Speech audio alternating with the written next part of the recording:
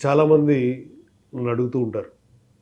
ఈ బరువు సమస్యల గురించి కన్సల్ట్ చేసినప్పుడు ఏవైనా మందులున్నాయా? ఆ మందు బిళ్ళేసుకుంటే తగ్గిపోతుందా? బరువు తగ్గిపోతుందా? ఎందుకని వ్యాయామం చేయడం కష్టంగా ఉంది. ఆహారపు నియమాలు పాటించడం కష్టంగా ఉన్నాయి. వీటి బదులుగా రోజు ఓ టాబ్లెట్ ఏసుకుంటే తగ్గిపోవచ్చా? డెఫినిట్‌గా తగ్గొచ్చు. ఎంత తగ్గొచ్చు?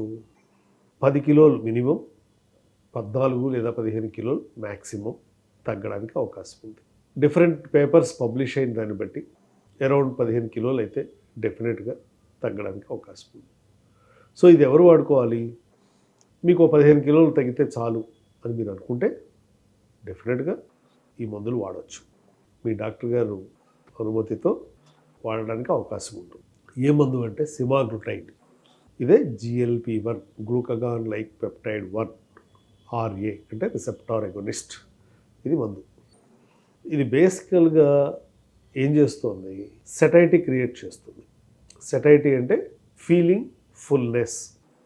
ఏం తినకుండానే కొంచెం తినగానే కడుపు నిండిపోయినట్టుగా ఫీలింగ్ క్రియేట్ చేస్తుంది మనకు బాడీలో. అందువల్ల ఎక్కువ తినబుద్ధి కాదు. అంటే ఫోర్స్డ్ ఫాస్టింగ్ ఒక రకంగా చెప్పాలంటే. ఈ GLP-1 రిసెప్టార్ అగోనిస్ట్ అనేది ఇంకా సైంటిఫిక్ లాజిక్ అర్థం చేసుకోవాలంటే ఈ మందులు, ఇంజెక్షన్లు ఎలా పనిచేస్తున్నాయని ఐలియల్ బ్రేక్ ఫినామినన్ అని ఉంటుంది సైంటిఫిక్గా. అంటే మనం తిన్న ఆహారం చిన్న ప్రేగుల్లో కదులుతూ ఉంటుంది.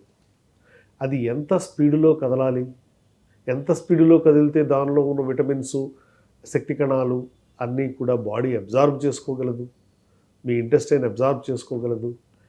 ఆ స్పీడుని నియంత్రించేటువంటి దాన్నే ఐలియల్ బ్రేక్ ఫినామినన్ అంటాం. ఈ GLP-1 రిసెప్టార్ అగనిస్ట్ ట్యాబ్లెట్స్ అంటే సెమాగ్లుటైడ్ ఇంజెక్షన్స్ కానీ ట్యాబ్లెట్స్ కానీ వాడినప్పుడు మీ పేగు కదలాల్సిన స్పీడ్ కంటే ఇంకా స్లోగా కదులుతుంది. ఎప్పుడైతే అది స్లోగా కదిలిందో మీరు తిన్న ఆహారం జీర్ణాశయంలో అలాగే ఉండిపోతుంది. దాంతో పొట్ట నిండిపోయిన ఫీలింగ్ వస్తుంది. యాక్చువల్గా మీ కెపాసిటీ ఒక 2 లీటర్లు మీరు తీసుకోగలరంటే మీరు గట్టిగా ఒక 200 మిల్లీలీటర్లు తీసుకునేటప్పటికే మీకు పొట్ట నిండిపోయినటువంటి ఫీలింగ్ వస్తుంది. మీకేం తినబుద్ధి కాదు. ఒకవేళ తిన్నా వామిటింగ్ కూడా అవుతుంది. సో ఇది సైంటిఫిక్ లాజిక్ ఈ మందులకి. మరి అయితే ఇది ఇలా తగ్గిపోవచ్చు కదా, అందరూ ఓకే 15 కాతే 25 కిలోలు నేను స్లోగా ఎక్కువ రోజులు వాడతాను, తగ్గిపోతాను. మీరు ఏ రోజైతే ఇది మానేస్తారో డెఫినెట్గా మళ్ళీ మీ సెట్ పాయింట్ థియరీ అని ఇంతకుముందు వీడియోలో నేను చెప్పాను, దాని ప్రకారం మళ్ళీ వెయిట్ రీగెయిన్ వచ్చేస్తుంది. మళ్ళీ పోయిన బరువుని, పోగొట్టుకున్న బరువుని, లేని బరువులు కూడా తెచ్చుకునే ప్రమాదం ఉంది. ఎందుకంటే ఎలాగో తగ్గిపోయారు కదా అని కొంచెం ఈ మందులు మానేగానే కొంచెం ఎక్కువ తినే ప్రమాదం ఉంది. మళ్ళీ హెడోనిక్ ఈటింగ్కి వెళ్ళిపోయేటువంటి అవకాశం ఉంది. సో మళ్ళీ ఆ ప్లెజర్ ఈటింగ్లో పెరిగిపోతూ ఉంటాం. మందులతో ఎంతకాలం మనం ఇలా మెయింటైన్ చేయగలం? ఇది కూడా తక్కువేం ఖరీదు కాదు. సుమారుగా నెలకి ఒక 10,000 రూపాయలు ఖర్చు అవుతుంది. అంటే ఒక సంవత్సరం తీసుకోవాలి అంటే 1,20,000 ఖర్చు పెట్టాలి. కాస్త ఇంకొంచెం ఎక్కువే, తక్కువైతే కాదు. అలా ఒక 5 ఏళ్ళు వేసుకుంటే సుమారుగా 6-7 లక్షలు ఖర్చు అవుతుంది. యాక్చువల్గా అందులో సగం రేటుతో సర్జికల్ ట్రీట్మెంట్ ఆప్ట్ చేస్తే పర్మనెంట్ సొల్యూషన్ కూడా రావచ్చు. సో ఈ మందు బిళ్ళలు మరి ఎన్ని సంవత్సరాలు, ఎన్ని నెలలు నేను వాడగలను అంటే మనం ఆలోచించవలసింది, ఈ మందు బిళ్ళలు వాడేటువంటి వ్యక్తి సపోజ్ 90 కిలోలో 80 కిలోలో ఉన్నాడని, ఆయన ఐడియల్ వెయిట్ కేవలం 60-65 అనుకోండి. అంటే ఒక 15 కిలోలు తగ్గితే సరిపోతుంది. సో ఆయన పర్పస్ ఏంటి? టెంపరీగా తగ్గడం. ఏ పెళ్ళి ఉందనో, ఏ ఫంక్షన్ ఉందనో చాలామంది వచ్చి అడుగుతుంటారు నన్ను, ఈ సర్జరీ అంటే భయమండి నాకు.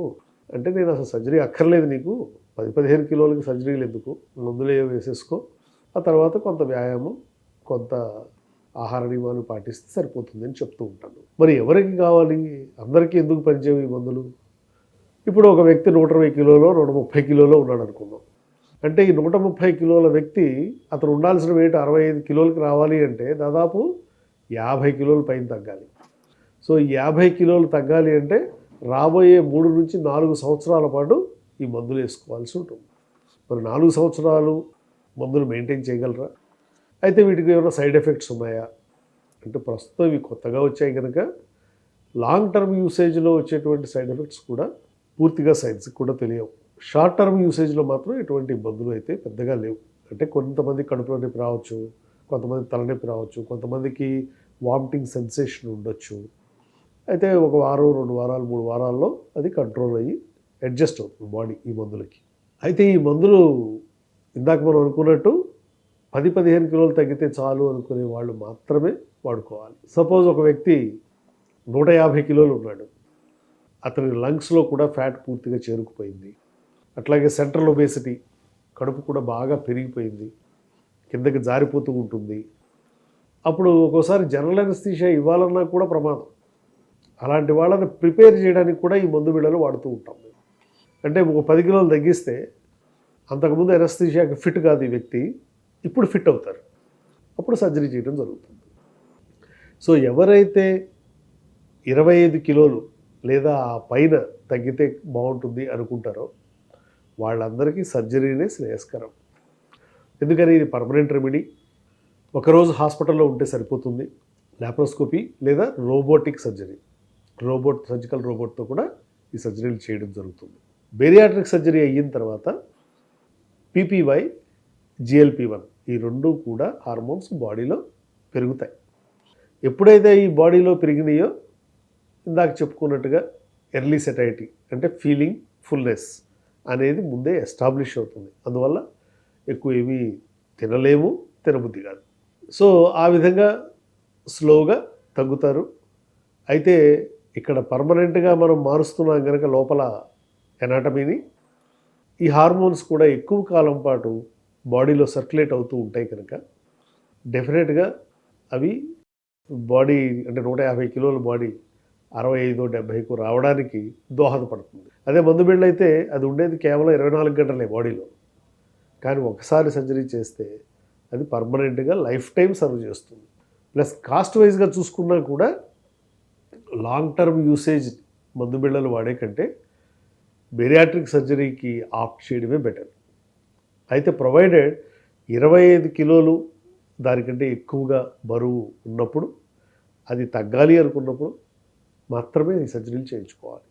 అంటే ఒక వ్యక్తి 60 కిలోలు ఉండాలి అంటే 60 + 25 85 కిలోలు ఆ పైన ఉన్నట్టయితే బేరియాట్రిక్ సర్జరీ సురక్షితంగా చేయించుకోవచ్చు.